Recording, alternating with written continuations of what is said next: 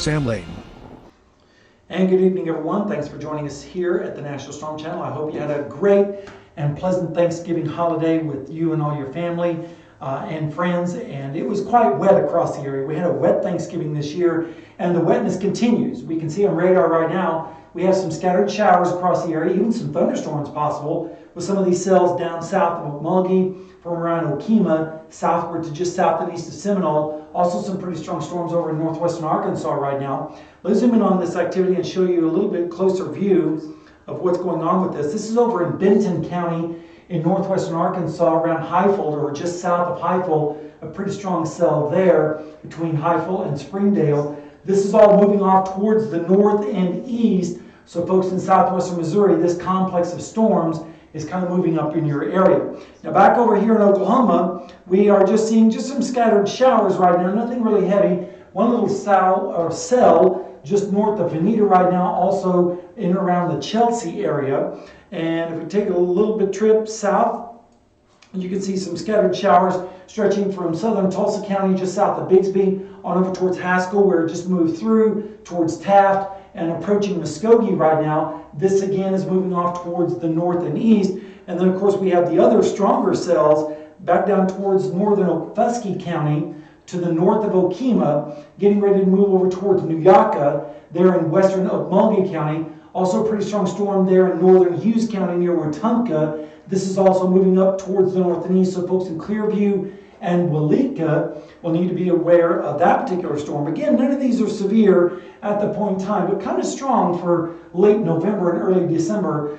Pretty strong storm also near Wewoka there in Seminole County, and also just to the west of Holdenville. So we're watching these cells as they continue to move off towards the north and east. If anything does become severe, of course, we'll be sure to let you know. And we are looking at the possibility of some of these storms becoming strong over the evening hours, and we will be monitoring that very, very closely. All right, rainfall amounts over the last 2 days shows you that most areas in eastern Oklahoma have been approaching around 1 inch, which is what the models were kind of forecasting. 9/10 there at Hectorville, 8/10 in Bixby, only about ½ an inch up there in the northern side of Tulsa County, and then the amounts grow lighter as you move towards the north and west.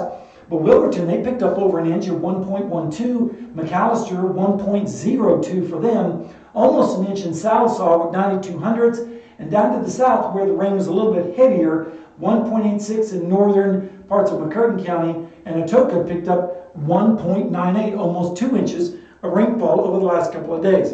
And with these scattered showers, we're going to see them develop this evening and kind of spread over the area, but then eventually by tomorrow morning, we'll have the front move through, we'll have a line of showers develop along this. We're going to go through this motion one more time. You can see scattered showers, but notice here comes the front, and then more storms will be developing in southeastern Oklahoma, and then moving down across south central Arkansas by tomorrow. And as that does so, there is the possibility of some severe weather.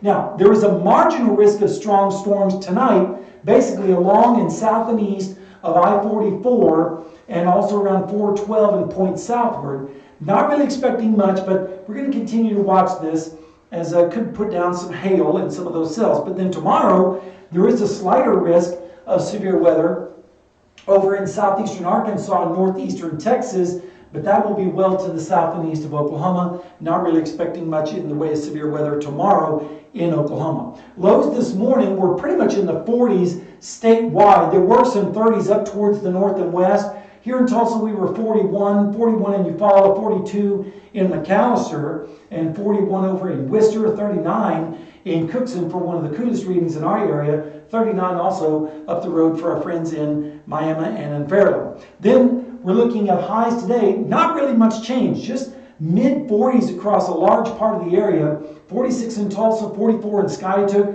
a little bit warmer down to the south where they reached 50 in McAllister, 58 in Tallahena was one of the warmer readings, 49 over Worcester and also in Westville, upper 40s across most of the area, lower 40s up towards the north and west, where temperatures were a little bit chillier out there. Temperatures right now are pretty close to where the highs have been, and in fact, we're going to be seeing temperatures warming through the evening hours, and by tomorrow morning, we'll actually be warmer than we are right now. That's because all this warm air is starting to advect northward, And so temperatures right now are in the mid 40s, but by morning we'll see temperatures in the low to mid 50s across the area. So we're actually going to start getting warmer during the overnight hours because of all that strong warm air advection. All right, let's take a look at the dew points right now. Generally in the 40s statewide, some 50s showing up down in southeast Oklahoma. That's that moisture that is going to be working its way towards the north overnight, with around 56 dew point in Tallahena right now, 48 in Worcester, 52 in Antlers, and 51 in Atoka. So the deeper moisture is making its way towards the north. Satellite view, yeah, we've been socked in with clouds all day today. Not only Oklahoma, but most of the state of Texas, extending on back down towards the west. Also New Mexico, some strong storms, well, not storms, but some snow, heavy snow in the mountains of New Mexico and southern Colorado, even some showers and storms across Louisiana. Here you can see these scattered showers and storms developing on the last few frames there across our area. And so we're going to be stuck with the clouds for quite a while, and also the rainfall. But like I said, temperatures are going to be warming so that by tomorrow morning at 6 a.m., we'll be seeing temperatures in the mid-50s in Tulsa, 57, but 60s not that far away. Eufaula, Mulgee, McAllister, in the low to mid-60s, upper 60s down in Idabel with 67, 67 in Durant, 55 in Oklahoma City, but still cooler up towards the north where Enid will be around 50 degrees in the morning. And then if we take a look at the temperatures tomorrow afternoon at around 5 o'clock, we'll see temperatures starting to drop back down a little bit to 56 here in Tulsa, 54 in Bartlesville, Coffeyville, Miami. So generally mid-50s across a large part of the area, starting to cool off just a little bit in the southern sections where they'll be in the 60s in the morning and then 50s in the afternoon. 58 in Antlers, Atoka, 59 in Idabel, and 57 for our friends over there in western Arkansas in Mena. Then tomorrow night into Sunday morning, we'll see lows dropping down into the 30s across the area, including Tulsa with 37, also 37 for my hometown of Eufaula, McAllister, 36 in Tallahena, 37 over in Poteau. Meanwhile, down in the south in the Red River area, around 40 degrees for their lows. Ardmore, Durant, and Antlers all with 40, and Idabel, the warm spot, with 41. All right, let's look at the forecast. In 24 hours, this is the forecast map for tomorrow morning. You can see that line of showers and storms that will be developing late tonight and then rolling across our area. By tomorrow morning, it will be moving into southeastern Oklahoma and western Arkansas. The rain will be ending here in Tulsa and points north and west by tomorrow morning. And then on Sunday morning, we're going to see mostly fair skies with high pressure starting to build in from the north and west. The only showers will be in our area will be down in Florida at that point. And then if we take a look at Monday morning, again, high pressure in control, a little bit chilly, especially in the morning, but light winds will certainly make it feel a whole lot nicer. And then by Tuesday morning, we'll see high pressure still in control, but starting to shift off a little bit more towards the east, and the winds will come back around to the south, and we'll start to slowly warm up as we head towards the middle part of the week. Rainfall over the next 24 hours looks like this. Most of the rain will be around a ½ inch to maybe an isolated inch or two, especially down to the south and east. But you can see the rain rapidly decreasing as we move back towards the west. So basically from Highway 75 and points eastward is where additional rainfall is possible for tonight after those storms move through. And then here's your 7-day forecast. Here's the showers ending by tomorrow morning with a low of 42. And then on Sunday, we'll start out at 37 and make it up to 45 with mostly sunny skies. Then on Monday, we continue that. Light variable winds, 46 in the afternoon after a chilly start at 31. But then on Tuesday, 56 and 35. So we are starting that warming trend. Then on Wednesday, 55 and 39. Then another front moves through on Thursday with a chance of rain, especially late Thursday, a high of 55 and a low of 43. Then on Friday, the 6th of December, 52 and 43 for their high and low, which is actually slightly above normal, especially on the lows, because normally by this time of the year, we're starting to see freezing temperatures on average in the morning hours. Your extended outlooks looks like this. Saturday, the 7th of December, the day that will live in infamy, southerly winds, a high of 50 and a low of 33. Then on Sunday, we start the rain back again, especially in the afternoon and the evening with an 80% chance of rain. Some of this could mix over to or change to light snow flurries on Monday morning, but that's a slight chance, and most of that would be up towards the north.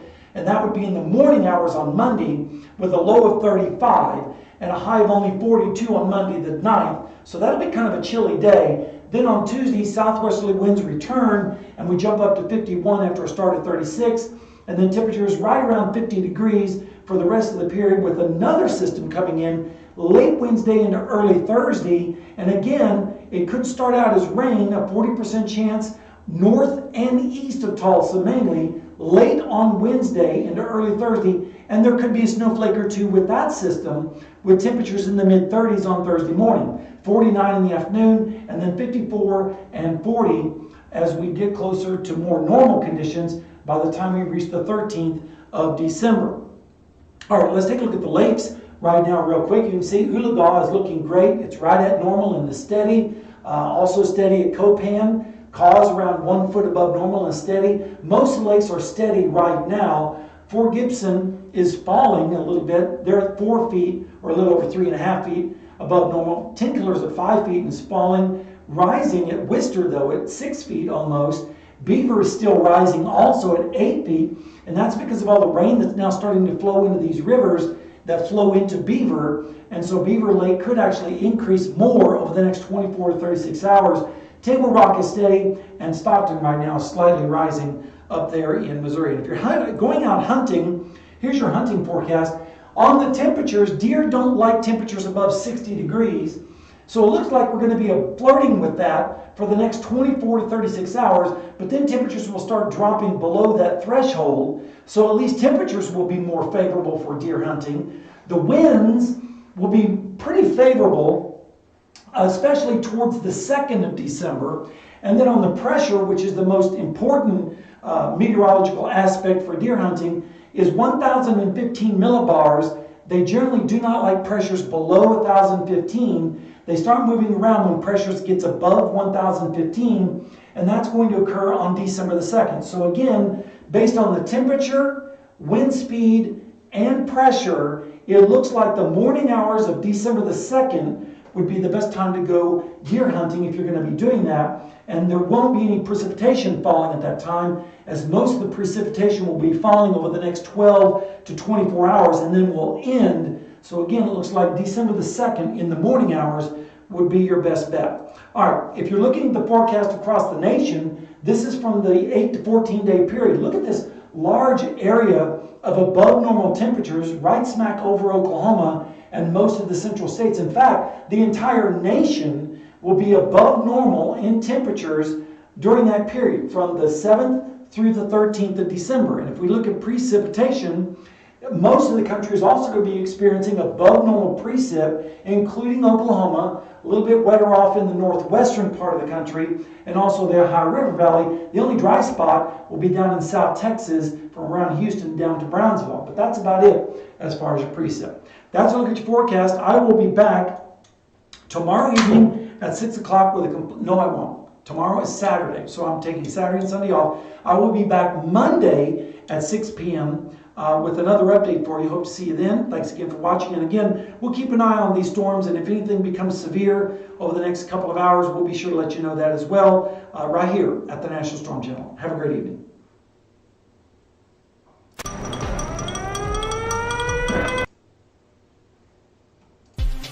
Oklahoma weather. We know it can change in an instant. Get your weather from a real Oklahoma weather authority. Sam Lane is a third-generation Oklahoman. Like and share us on Facebook and on Twitter. All weather, all Oklahoman. Sam Lane is Oklahoma's weather authority.